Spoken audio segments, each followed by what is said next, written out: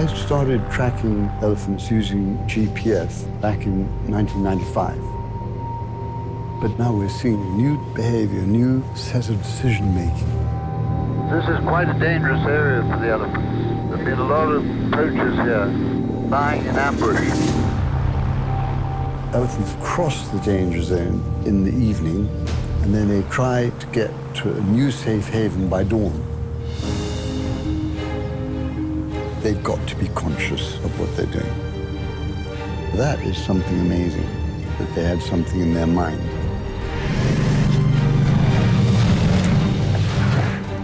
As humans, we observe animals a great deal, but sometimes we forget that animals are also observing us.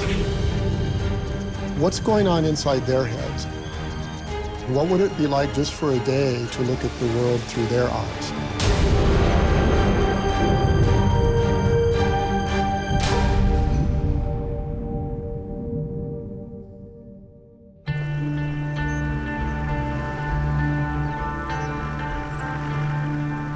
In the heart of Kenya, Frank Pope tracks the daily movements of elephants across a dangerous landscape.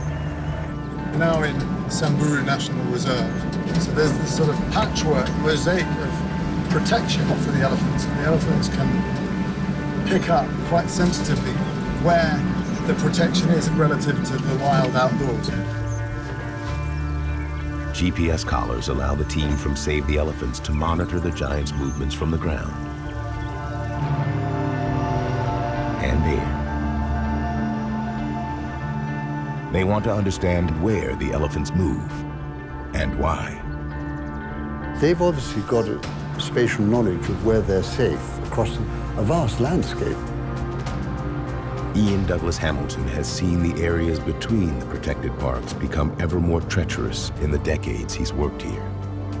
The dangers that the elephants face in this area are mainly from people killing for ivory. Before, you may have had two safe havens linked by a safe area to go between. Now, maybe that area's been invaded. Now these dense settlements that he walks through, it's a bit of a killing ground that he's crossing. But the elephants' movements show they're learning the zigzag boundaries of the local parks. You don't need to know where the borders of that reserve are on a map. There's no fence, there's nothing on the ground for you to see that this is protected and this is not, but you can see it through the elephants' movements. The elephants know where is safe and where is not, within tens of meters. But there are times when they still want to cross the danger zones. And they found a new way to do it. Over 300 kilometers away, in another wildlife sanctuary, elephant behaviorist Joyce Poole has noticed family groups preparing to run a similar gauntlet. Sometimes they look like they're doing nothing. They're just sort of standing there when there's a certain posture when they're waiting. To the untrained eye, the family seems to be resting near the edge of the park. But 40 years of studying elephant communication allow Poole to see what others miss. I don't think there are very many people who read elephants the way I do. You look over to the matriarch. She's doing this J sniffing. She's opening and closing the bottom of her trunk, ears attentive. The leader's keen senses search beyond the park boundary. Different elephants, hundreds of kilometers apart, but the same mysterious behavior as daylight fades. You're following your dots. You've got your elephant, it's mid-afternoon, coming back up from the river, and suddenly you see him moving to the edge of the protected area. And they're all standing in a bunch, a little bit agitated, some let's go calling. The dot pulses for 5 o'clock, dot pulses for 6 o'clock, still in the protected area. The matriarch makes a move, and everyone's ready. 7 o'clock, he's already out. And suddenly the dots are spaced out further apart because he's moving fast across that exposed landscape. The elephants move with purpose, straight toward their destination. They use the cover of darkness to walk for miles, past settlements, poachers, and danger.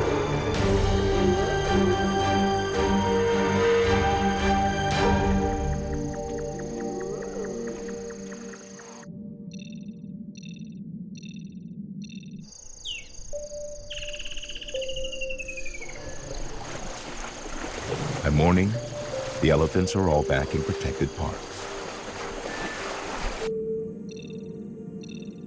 And as soon as they're across this invisible line where they feel safe, they'll stop.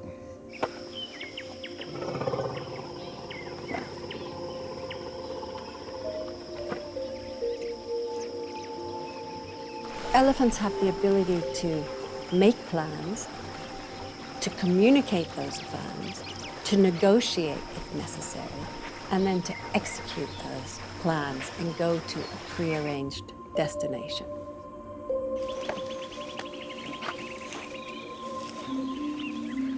I don't know how they do it, but the way it looks like is that they've got a map in their head.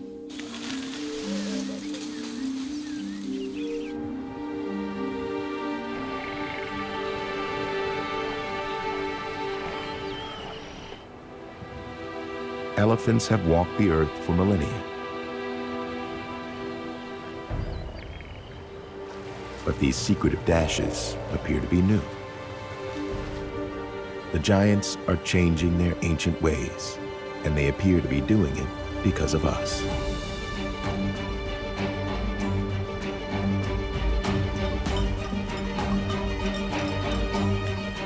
Just 100 years ago, 10 million elephants roamed across Africa.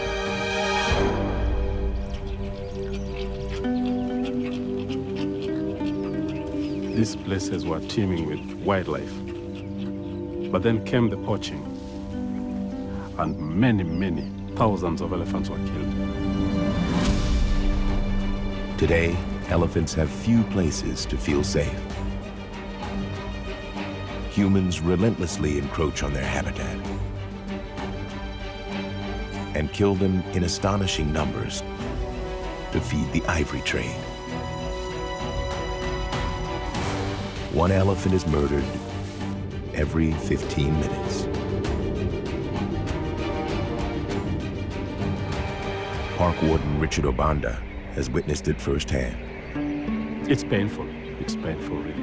In my time, I've seen a lot of elephants dead. And you ask yourself why put a 7-tonner down just because somebody needs a bracelet? It's out of this world. I've seen men die to protect animals, and that's our life.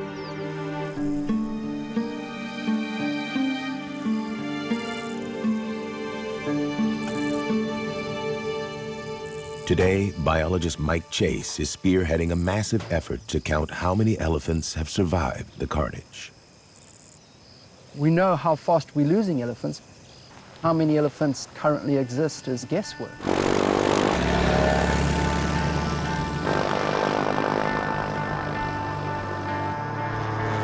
He's partnered with other scientists to fly thousands of hours across the continent to find out where the elephants live and the extent of human impact. Try 10 degrees of flap. Wherever he goes, Chase discovers that elephants are finding new strategies to survive.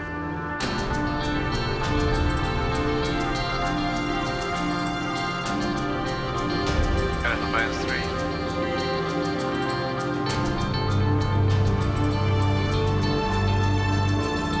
Six balls. Beautiful tuskers. I don't want to be fun. My gosh. Big boys. I like to see those guys on the ground, eh? Absolutely.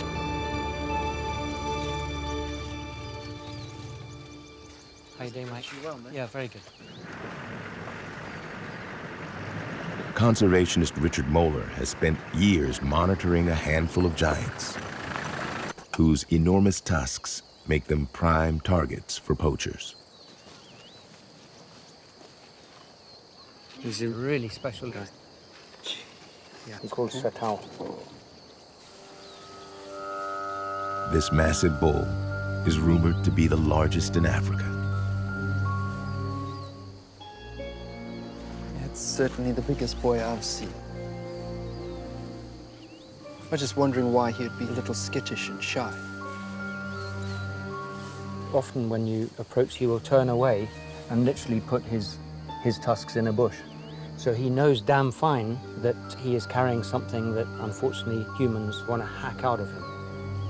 He would dart to a shrub or a bush and had what appeared to be the ability to know that he had a very prized possession that people would kill him for. I'm sure he'll come back. Moeller's convinced the elephant is deliberately trying to hide his tusks from poachers.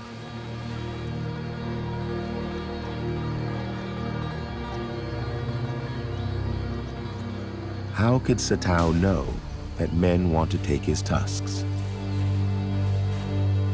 Ivory that could be worth $250,000 or more.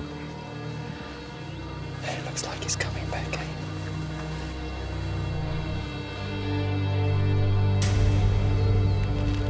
It was only once we got back to the lodge and started downloading the photos and being able to zoom in that we noticed 2 horrible wounds on his left side. One was oozing pus and the other dripping blood. He's clearly been targeted. Satau could surely remember being attacked by men. But realizing they were after his tusks would take a whole other level of thought. Neuroscientist Christoph Koch studies the mind and how it works. Maybe, yes, he has seen other animals being killed because of their tusk. And so maybe from that he can infer that this is what the poachers are after, although that really would require a great deal of very abstract thought. It's an ability some say only humans possess. We've always drawn a line in the sand between humans and non-human animals. And there's enough research now to show that we may not be quite as unique as we think we are.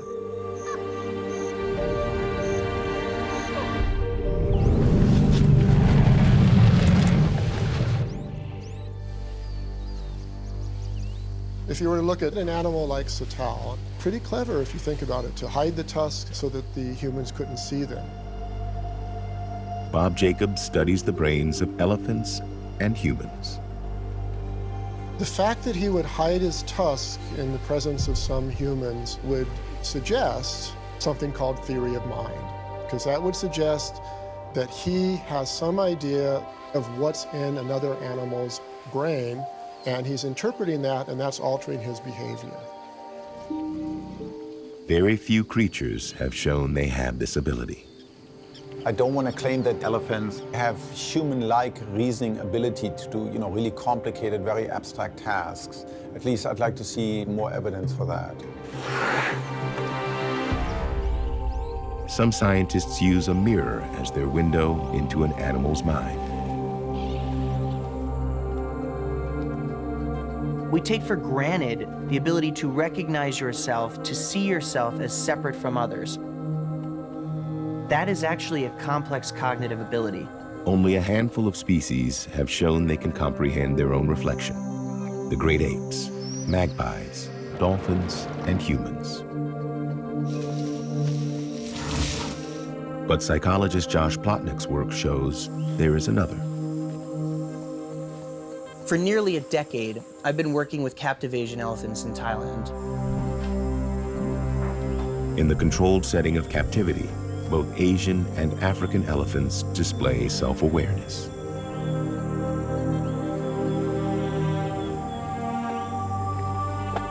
But such work has never been done in the wild.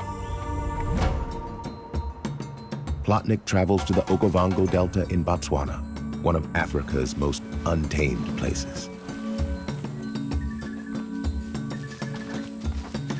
He's come to Abu Camp. safari camp that doubles as a rescue center for orphaned and abandoned elephants.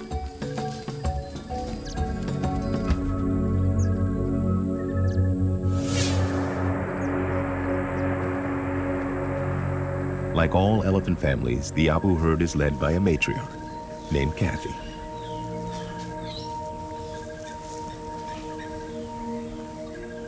First exposure. Their initial exposure to the mirror is one of, what is that? Who's that other elephant in the mirror?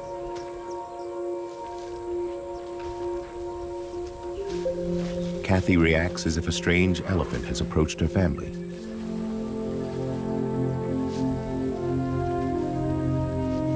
She invites the stranger to play.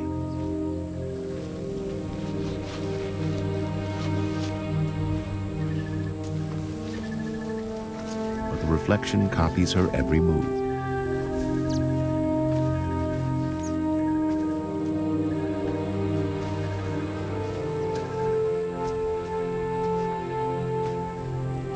An intelligent animal is going to be thinking, why aren't I getting the feedback that I normally get from another animal? The zoo elephants Plotnik has studied have almost no exposure to unfamiliar elephants.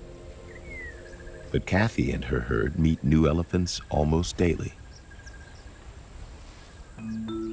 Kathy did what most animals do when they first experience that stranger in the mirror. She reached her trunk out towards it. She looked behind it, over, under it, as if she's asking herself, I see this strange animal, where is it? A lot of species get to that point, but they never start to process that, wait a minute, maybe that's not another individual, maybe it's me. Over the next several days, other elephants take turns exploring the mirror. Touching it, smelling the frame, listening with alert ears.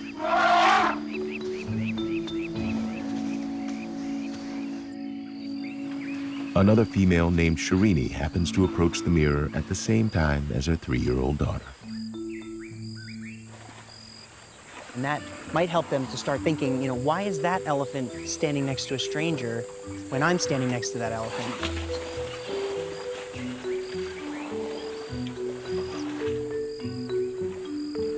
Bit by bit, Shirini's behavior changes. I think Shirini is by far the most advanced in terms of the mirror test at this point. She relaxed and then actually stroked the end of her tusk before grasping it, as if she's asking, why is that tusk in the mirror similar to the tusk on me? Once Plotnik thinks an elephant might recognize herself in a mirror, he looks for a more objective measure. He marks one side of her face with visible paint and the other with invisible paint. This way, the only difference is what she can see. If you're an elephant that recognizes yourself, you might be concerned with this strange white X on your face.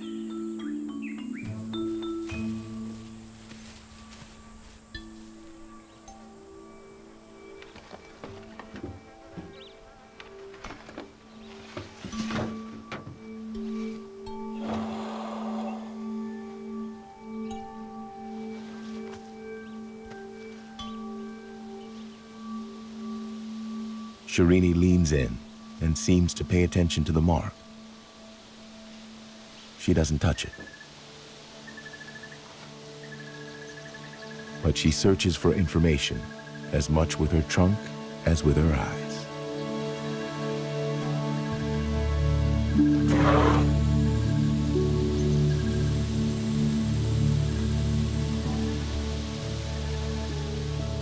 For animals that are highly visual, such as us, the mirror test is a great way to assess visual self-representation. But creatures, for instance, like a dog, have a very intense olfactory representation, but not a visual self-representation, because the sense of vision isn't nearly as important to them as the sense of smell. Self-awareness is really an ability to reflect within one's mind on oneself. The ability to see yourself. And that's not a visual see, it's a mental see. An elephant's self-image may not be an image at all.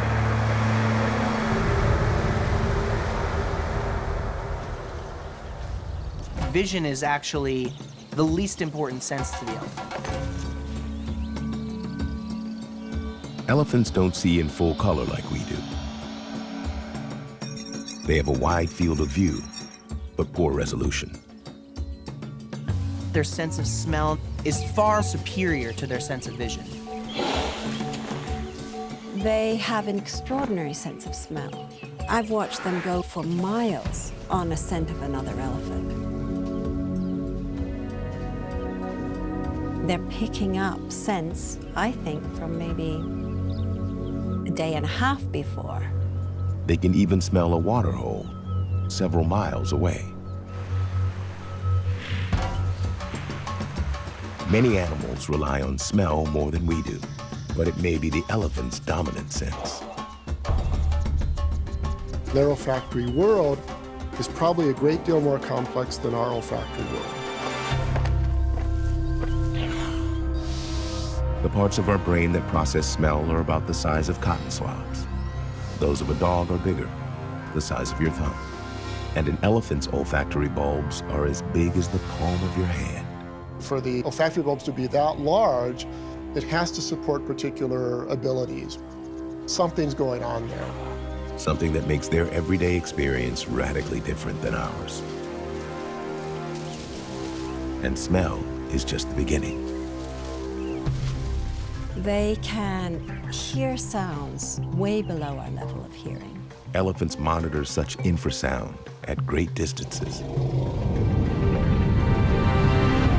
They can pick up other calling elephants from up to 10 kilometers away.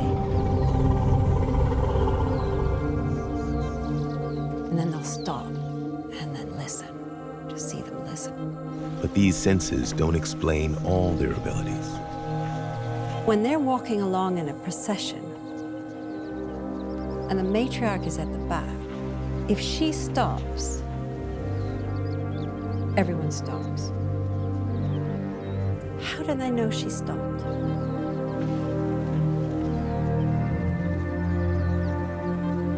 It's pretty striking.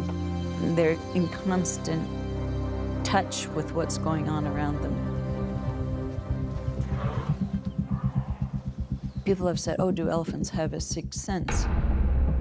Caitlin O'Connell is studying the physics behind elephant behavior and communication. In this research camp in Namibia, she's uncovering a unique way they perceive the world and perhaps keep tabs on us. As an elephant rumbles, it's produced at a sound pressure level of about 120 decibels. That is like a mini explosion. This deep vocalization is on a wavelength we can barely hear, but it shakes the earth itself. Elephants are picking up something at long distances away through the ground, a vibration in the ground. O'Connell believes they sense these vibrations with their feet and trunk. This device is made for the home theater industry. It plays back the low frequency from movies, and it works great for sending back elephant signals through the ground. The team will isolate the shaker several meters underground, so it plays only in the earth and not above it. They'll play a subsonic warning call and monitor an approaching herd to see if they sense it with their feet. The otherwise silent distress call goes out, warning that a lion is nearby.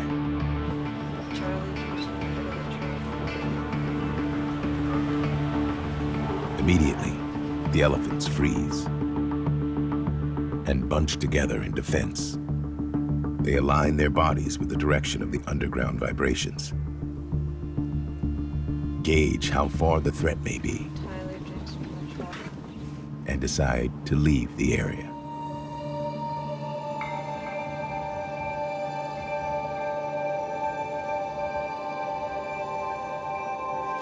The same sensory ability may allow them to detect far-off thunderstorms. They can pick up distant thunderstorms. Perhaps 150 kilometers away. All of a sudden, they'll freeze and lean forward on their front feet, lift a foot off the ground, orienting in a direction, That's the behavior that we see when a signal in the ground or a vehicle is coming, anything that causes a vibration from a long distance away.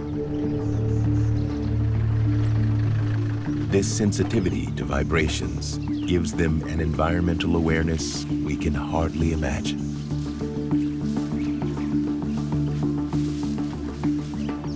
Well, what's the brain doing to elaborate on that information and to interpret that information? That's where it's interesting. What's going on inside their heads? The elephant brain fundamentally appears to be different from what we see in other mammals. I've been working on human tissue for decades. And so when we received the elephant tissue, it was the first time I'd looked outside the primate brain. That's always a moment of discovery and excitement to see what's there. When it comes to hardware, the elephant brain is around 3 times bigger than a human's.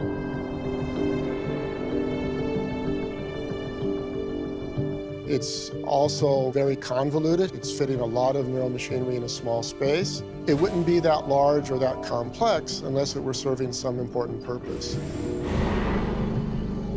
Nature is not going to give you a large brain unless it's absolutely necessary. If you cut the brain in half and look at it, what strikes you first is that the cerebellum is huge. It's about 1/3 the size of the cerebrum. In the human, it would be about 1/4 of the size. The cerebellum takes in all that sensory information the elephant gets from smelling, hearing, feeling, and seeing the world. It also coordinates voluntary muscle movements.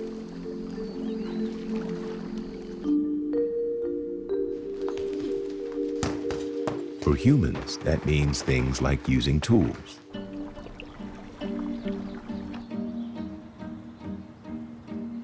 We thought, well, humans have a large cerebellum because we have hands and digits and mouths. We need very fine motor control over those. Humans have incredible control over the 34 muscles that operate each hand. Elephants don't have hands, but they have 15,000 muscles in their trunks. And they have very fine motor control over that. The trunk is a hand, and it also has fingers. I've seen elephants pick up tiny crumbs that I put outside my tent for the birds. It's used for drinking, but it's even more than that. They use it to cool themselves down. Push over trees.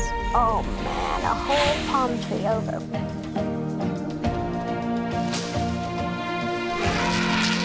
Use it to caress another elephant.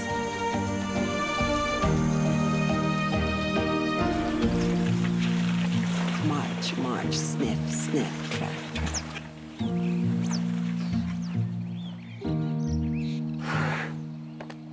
I wish I had a trunk. I wish I had a trunk.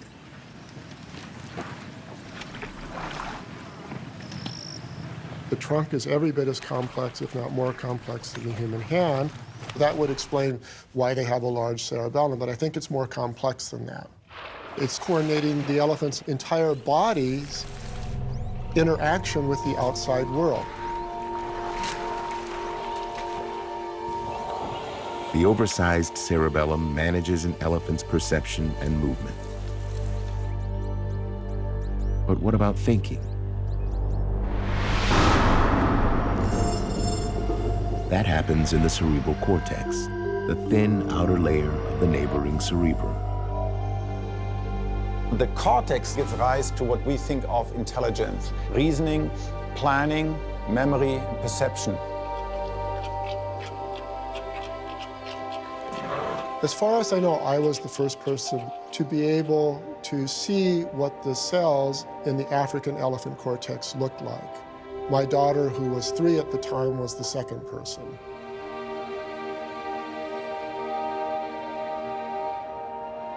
My first impression was, this is magnificent. Every bit as magnificent as elephants are in the wild.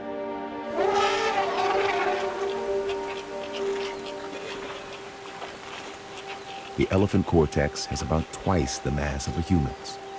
It's less tightly packed than our brains, with only 1/3 of the number of crucial brain cells called neurons. But an elephant's neurons are different from ours. There was something unique about the cells, and it took us a while to figure out what was going on. The analogy for a neuron would be like a tree. And a tree has branches on it, and neurons have what are called dendrites, which are basically branches of these cells that stretch out and receive input from other cells. Neurons in the brains of humans and other primates have short dendrites that branch a lot. In the elephant, we get dendrites that don't branch a lot, but they're extremely long. Dendrites have little spines on them that take in information.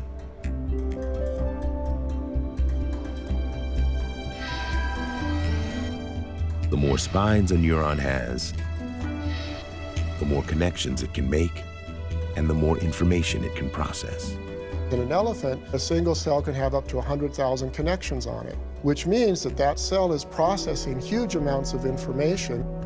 Overall, elephant brains are as interconnected as ours are. Not all intelligent brains have to follow the template set by humans. There's more than one way to wire a brain to get an intelligent brain. The differences in how we're wired may affect the way we think.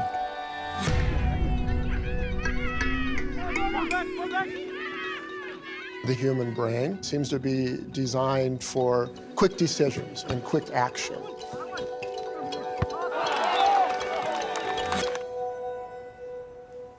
Because of the longer distance between cells and the longer dendrites, we wonder if perhaps the elephant brain is designed to think about things a little more deeply and to be more contemplative.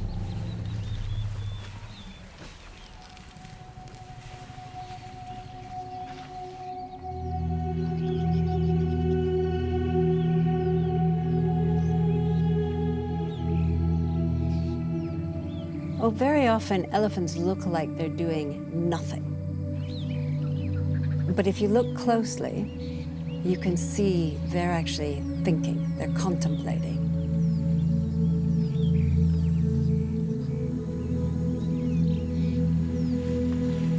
And you can see it in their ears, you can see it in their eyes, you can see it in their trunks.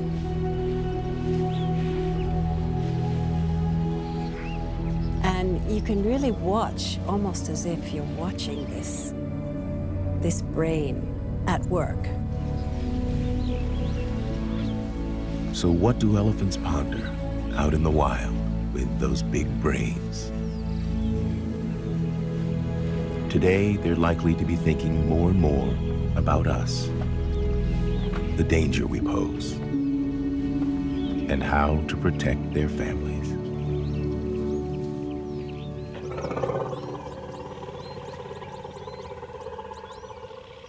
Family is everything to an elephant.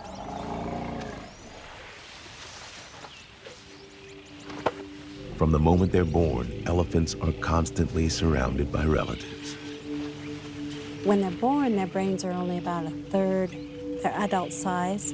Human brains are about 1/4. Just like humans, elephants have a lot of learning to do. And just like us, they grow up in a world filled with voices. They have a special call they make to babies to comfort a baby. Coo rumble, I call it. As elephants grow, so does their vocabulary.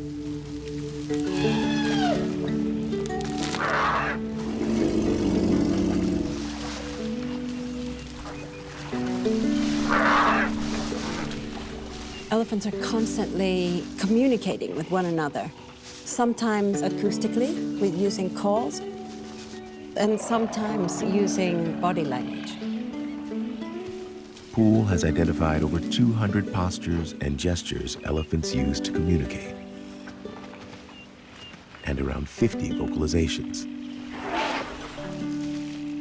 Some serve as warnings. And when that sound is given, you see everyone freezing and listening. So it's a kind of, hey guys, heads up, pay attention. There's a specific warning call for bees. And another one for us.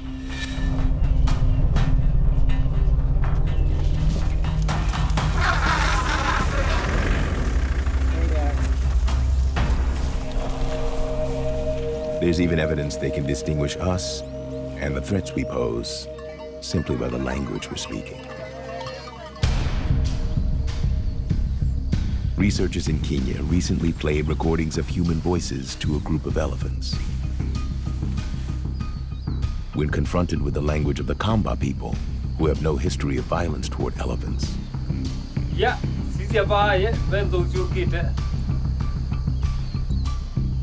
the elephants don't respond.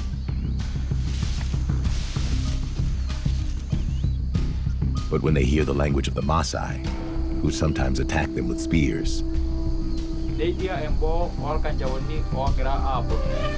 elephants bunch together and run away. And they've got us all categorized. They've got us all figured out.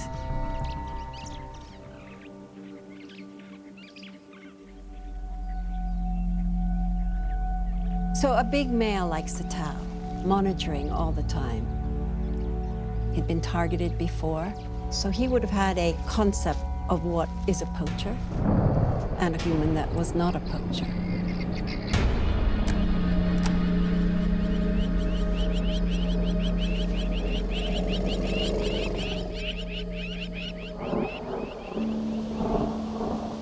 All this knowledge, all this incredible sensory abilities, all of that contemplation in that big brain, was that enough to save Satau? No, it wasn't. Poachers have killed one of Kenya's most famous elephants. Satau was shot dead by poisoned arrows. The poachers who took his life were never found.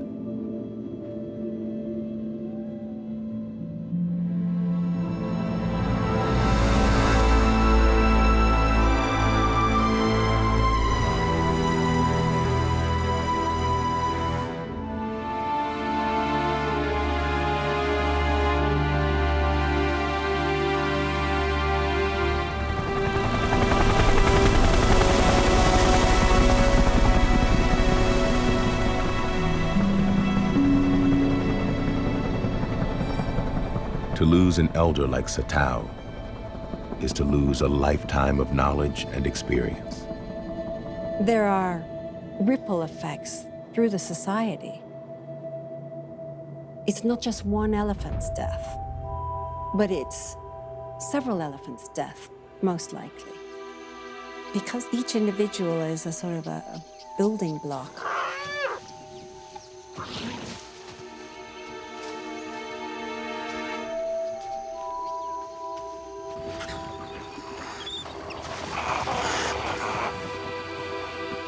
For many animals, death is a daily part of life in the wild, something few seem to reflect on.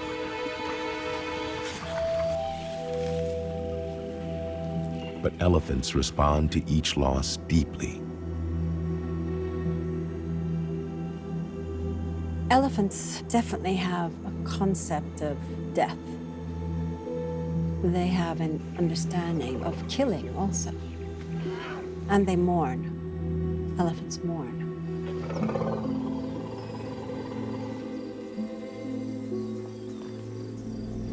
Elephants often spend hours or even days with the bodies of poached family members, inspecting the faces where tusks once were.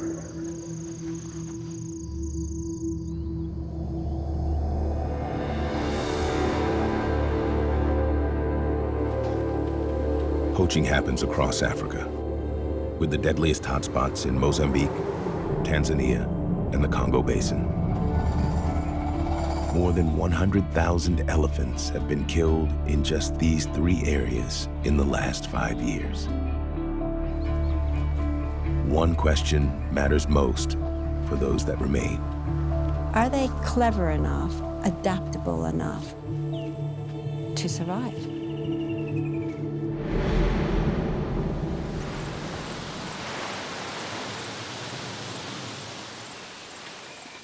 Elephants have to be very adaptive. They have to adapt to a changing environment, which requires a great deal of mental flexibility. If you're presented with a problem, can you solve it one way, but also figure out a second way to solve that problem?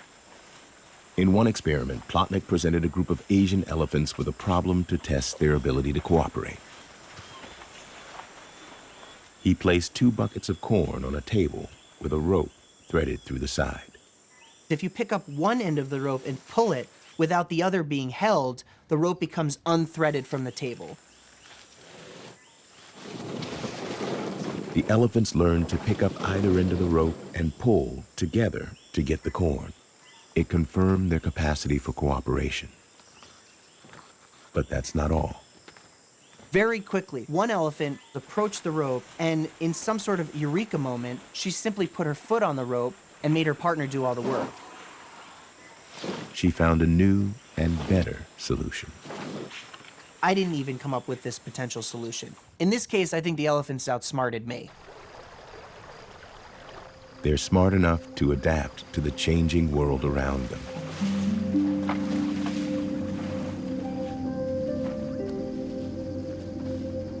Elephants are not just victims. They've been monitoring us, their main predator, for thousands and thousands of years. We are changing their landscape. We are blocking their migration routes.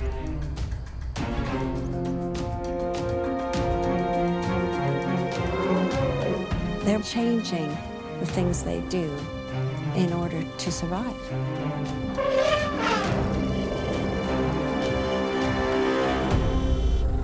Herds that encounter man-made obstacles learn to navigate them, whether they're roads or towns.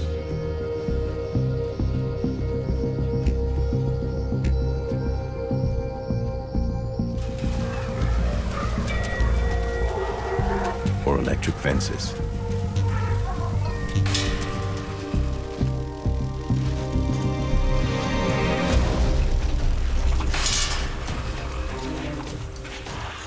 Individuals develop unique solutions.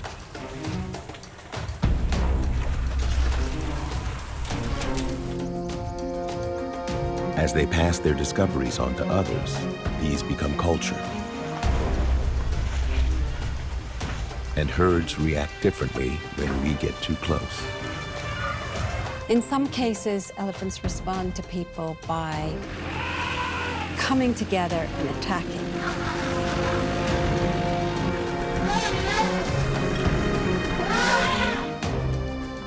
In other places, they respond to people by panic running.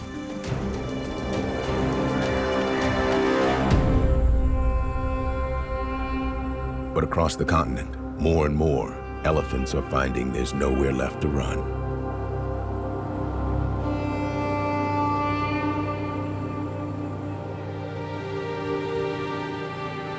In the course of conducting the Great Elephant Census, Mike Chase and his colleagues have flown the distance to the moon and halfway back. They've counted Africa's remaining savanna elephants, and what they've seen is sobering.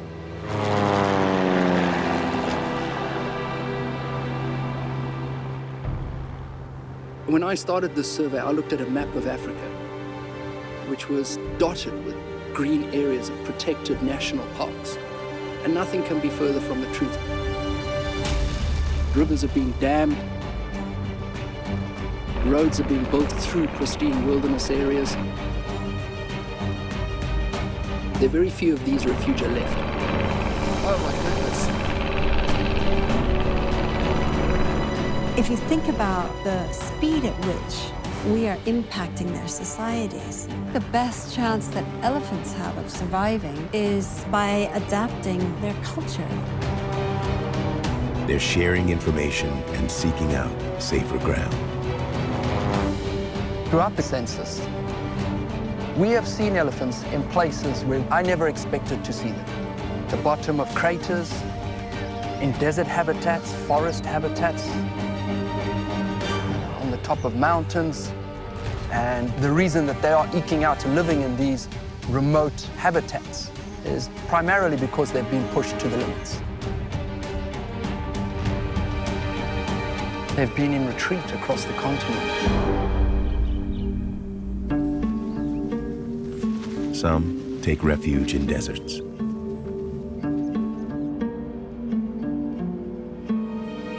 Even here, they can adapt to survive.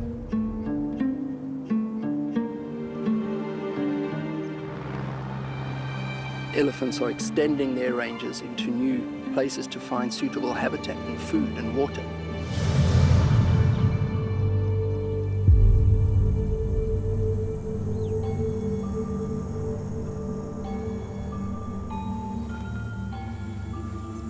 This advancement has been led by big bulls.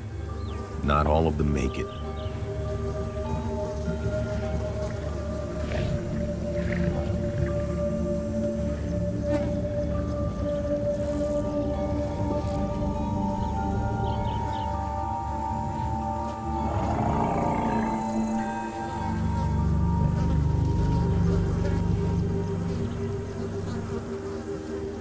It is the edge of beyond. It's a remote, hostile, arid environment. They can go 4 days without drinking if they have to. Their extraordinary senses help them find water in the deepest desert.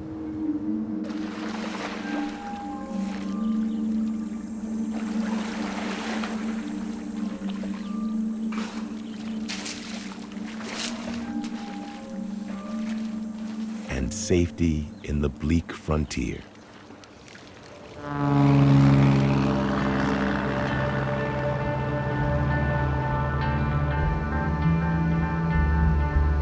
Many walked hundreds of miles to get here.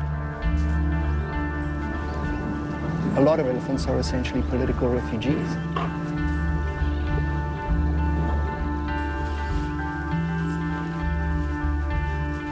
They've been disturbed and persecuted and have sought sanctuary and safety. They know which countries they're safe in and in which countries they're not. Today, the largely desert nation of Botswana is home to more elephants than anywhere else on Earth. Botswana, in the early 1900s, had a very small population of a few thousand elephants. Recent estimates suggest that we may have between 130 and 210,000 elephants. This is their last stronghold. But it doesn't have to be. While elephants are losing ground across most of Africa, countries like Uganda, Namibia, and Gabon have stable or recovering populations.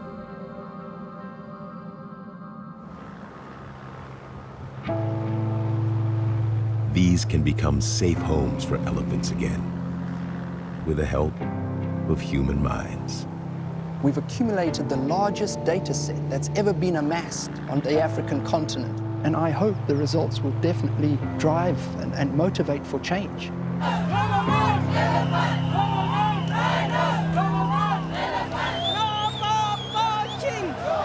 For me, it's just a call to people to stop the destruction.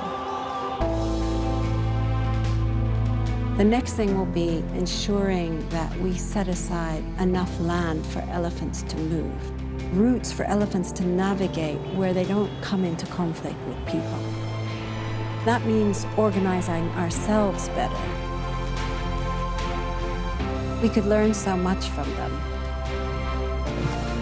Let's try to understand each other as species and make sure that we can have a future together. We're on the edge of a whole series of discoveries, I think, about their brains and about the way they perceive the world. Really, at this stage, ask an elephant, what are you thinking? I wish we could.